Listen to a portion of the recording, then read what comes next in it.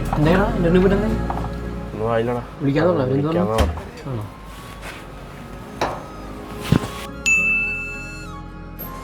Hello, ആ ചേട്ടൻ ജോലി സെറ്റായി.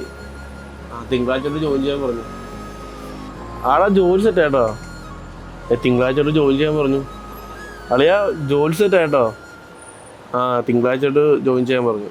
ഹൃദയം മുറിയും അഴലിൽ വെന്താലും മകനെ പുറമേ കരയിൽ ഏതാണും ഹൃദയം ഒരു നാൾ അറിയും നിന്നച്ഛൻ മകനെ.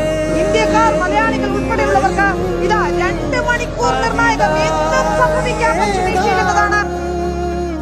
ഹൃദയം ഒരു നാൾ അറിയും. ചില കാര്യങ്ങൾ അങ്ങനെയാണ്.